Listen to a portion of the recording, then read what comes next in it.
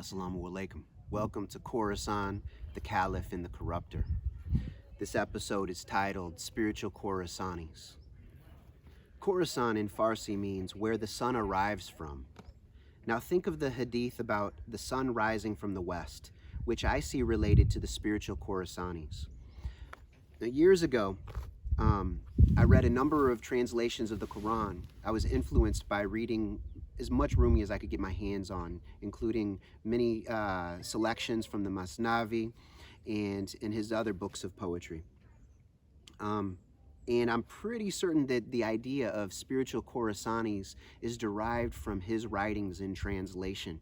But I can't find online where I may have come up with that idea. So if you happen to know if this is from an English translation of Rumi, and you can direct me to it, please put that in the comments, because I would love to know where it's sourced.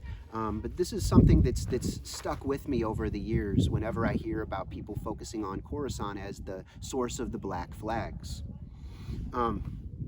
So let's continue. So there is the hadith here, is from Abu Huraira. May Allah be pleased with him. And he says, the Messenger of Allah, peace and blessings be upon him, said, the hour will not be established until the sun rises from the west.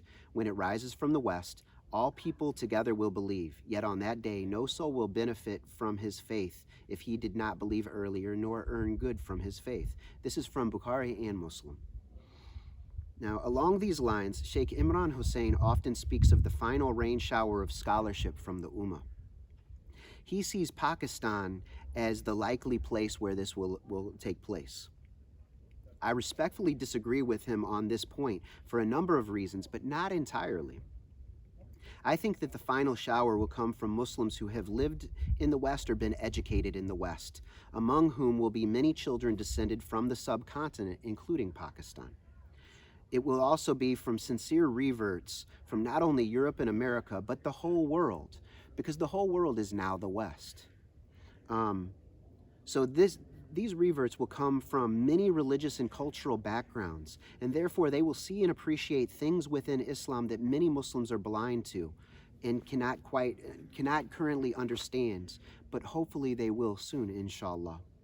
So these Muslims, like the Sheikh, are what I would term spiritual Khorasanis. So Allahu Alam. Now, I'm very interested in borderlands, so areas of conflict and potential resolution. As Muslimin, we need to be reconcilers and harmonizers. We need to be peacemakers, and we need to be those who bring justice and mercy, genuine justice and mercy. We need to free people from tyranny, from oppression, from enslavement to the greatest extent possible. We need to minimize suffering and eliminate suffering wherever possible and minimize it, to the greatest extent possible to all ecosystems, to all creatures, because we're to be, as caliphs of the earth, we are to be protectors and guardians of all of Allah's magnificent interconnected creation, including humans and non-humans, Muslims and non-Muslims. So I'm very fascinated with Khorasan, which is currently an area of long-term conflict. And in a few videos, I will be discussing some possible solutions, inshallah, that I pray that we can consider and collaborate to come up with proper solutions for the people in the lands so that they can heal. All right, so Khorasan, historically, it's a vast area with influences from Eastern Persia and Greater India, Hind Bharat. So it's an area where there was a blurring, where these cultural inputs from Persia and South Asia blurred together with inputs from Hellenistic Greeks, Central Asia, and the Silk Road. Many of these influences are evident in spirituality strongly emanating from there to this day, from those who originated there long ago. Because the Khorasanis, through as Persian scholars, as Sufis, as healers, spread throughout the Muslim world, and then they seeded many different family lines all across the Muslim world as we know it. Not just genetic seeding, but intellectual and spiritual seedings. Many seeds were planted which are now coming to fruition. From what I can see, the region that is in Afghanistan, that is the historic epicenter of Khorasan, has been fairly desolate spiritually in recent centuries, and now is more like a desert, a spiritual desert, despite the Ummah's longing for their greatness to reignite. Also, I would argue that this is a great threat to the devils and their devilry. And that's why they have focused so intensively on traumatizing this land for over 40 years. And then there were previous attempts to traumatize it as well. While I am open and hopeful, I am very skeptical about the Taliban being the light from Khorasan. There will be strong evidence of spiritual revival, renewal, awakening, and enlightenment. We don't yet see that. It will be, inshallah, it will be like it was long ago. Have we seen any spiritual outflow from there in recent centuries? No. Is it possible? Very much so. How will it manifest? First, there must be a very powerful turning away from all things negative, hate, and fear-based. In other words, all psychological and physical products of long and intensive warfare. Civil war, invasions, occupation, these things really devastate a people and the environment and the ecosystems. Healing is critical. Healing always requires the strongest efforts, compassionate collaboration, and hard work. It is not easy and will not be. Without healing, we will only see mind viruses spread like the plague, and blood will continue to flow, continuing a cycle of violence. War breaks bodies, it breaks hearts, it breaks spirits, it breaks marriages, families, communities, and nations. Afghanistan is utterly broken. Expect nothing beautiful from there until the deepest healing of hearts begins. We must pray fervently for renewal there, across the Ummah and worldwide. This being said, I believe we are about to see a reawakening of Khorasani spirituality within a segment of the Ummah who seek the guide Most High sincerely and have taken the path of Toba and Tazkiyah that every single prophet, messenger, and true wali calls us to, as will their authentic inheritor, the grandson of our Nebi, peace and blessings be upon him, the Caliph to come, the rightfully guided one, alayhi salam.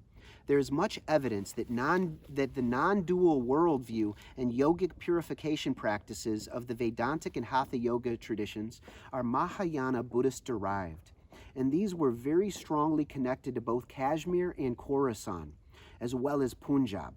And we can find many connecting points as universal truth is expressed universally. So we can find many connecting points in the worldviews and practices of the Turuk, including the Chistiya, which had its origin in Herat, Afghanistan, the Naqshbandiya, whose origin is in Bukhara, which is in Greater Khorasan, the Halwati or Helvati, which their origin is in Herat, Afghanistan, the Malamatiya, their origin is in Greater Khorasan, the Kubrawiya, their origin is in modern Turkmenistan and Uzbekistan, formerly within the Greater Khorasan sphere of influence. The Mevlevi, which are derived from the family of Maulana Jalaluddin Rumi, or Balkhi, or Taziki, from Balkh, Afghanistan. Shatri, origin is Persia, but known to have come from Naqshbandiya, so Khorasani. The Uwaisi, which have Yemeni connections, but closely connected to the Kubrawiya and Naqshbandiya. So again, Khorasani connection. The Bektashi, whose origin is Khorasan via Haji Bektash Wali. The Kalandariya, whose origin is Greater Khorasan. The Jarahi order, whose origin is with the Hawati or Helvati. So again, Khorasan. The Nurbakshiya, whose origin is the Kubrawiya. So again, Khorasan. As I mentioned, universal truth being expressed universally, the Akbari school derived from Ibn al-Arabi is non-dual and similar to Vedantic and yogic schools without an immediately apparent Khorasani connection. Upon closer inspection, however, we find that the Sheikh was very familiar with the thinking and practices of many great Khorasanis listed above. His son-in-law and most important student was Sadr ad-Din Kunawi, who combined Ibn al-Arabi's thought with that of Ibn Sina in a strong Ibn Sina, in a very strong Rumi influence. He's buried in Konya, not far from Mevlana and Shamsuddin, so Khorasan connections are strong. Besides these Turuk that are Khorasan and Khorasani derived, many important Muslim seekers of truth, Arifs and Alims, were Khorasani: Rumi, Haji Bektash, Jami, Ferdowsi, Ibn Sina, Al-Farabi, Al-Baruni, Omar Khayyam, Atusi, Imam Bukhari, Imam Muslim, Abu Dawood, At-Tirmidhi, An-Nasai, Imam Ghazali and his brother Ahmed, Al-Juwayni, Imam Maturidi, Ar-Razi, Az-Zamakhshari, the grandfather of Imam Abu Hanifa, and the great Persian poet Sana'i and Attar, and so many more. I've probably forgotten many. If I've made any mistakes, my apologies. May Allah be pleased with everyone that I've mentioned. Khorasani's spiritual expression does not require formally becoming Sufi, and may actually require avoidance of group joining, as whatever we call Sufism is connected to what many Muslims experienced and expressed from Quran recitation, standing through the night in Salah, crying in Sajda until beards, scarves, and carpets were soaked, all without any group joining, apart from prayer lines on Fridays and good conversation and shared meals with other seekers of truth. So Khorasan is an ancient spiritual powerhouse. This pedigree is amazing. And we know the importance of Khorasanis in hadith related to the Imam alayhi salam. We know the Sufis emphasize the greater jihad against the nafs, and the nafs is the inner iblis or the inner dajjal according to some Sufis. And the black flag is the flag of war. So it's the flag. So this, I would argue that the Imam's army are spiritual Khorasanis whose black flag is the flag of the greater struggle. These Khorasanis are spiritual, although often genetic descendants of Khorasanis, and they may not even know their genetic or spiritual pedigrees. Many things are hidden until the time for the arising.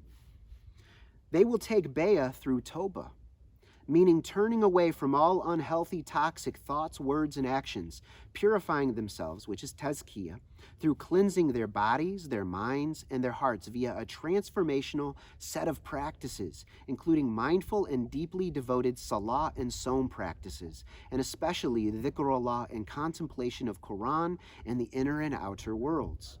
Bayah is related to the right hand, which is always about mercy and compassion. Their qibla is truth, and they are willing to give everything to reach the shores of this vast and beautiful sea of knowledge unending. The war is ongoing. Many have already taken bayah and become companions through intention and action. If any of this resonates with you, you are likely indeed a spiritual Khorasani. Until we see a serious movement among the Taliban calling all of Afghanistan, including and beginning with themselves, to serious Toba and Tazkiyah, be very, very wary of falling into a trap clearly set to spring upon the neck of hopeful Muslims. Your spiritual practice is key right now. Your body and your heart are the front lines. You must be strong now. We must be strong now. And we must not fall for deceptions and okey-doke maneuvers of trickery. The more I pray on it, the more convinced I am that the eschaton conflicts such as the Malhama have a spiritual and material, an individual micro and collective macro dimension. I'm pulling threads together in a contemplative carpet of sorts and sharing in hopes that you might find something of benefit therein, but also to give warning to those who I love and respect to be wary of traps moving forward. I am mistake prone and doing my best to find my way through these dark days and be of benefit somehow. I pray that Allah guides and protects all sincere seekers on this beautiful hijrah of the heart. Be safe, dear brothers and sisters. He is the shelter from all storms. Until next time, Assalamu alaikum wa rahmatullahi wa barakatuhu.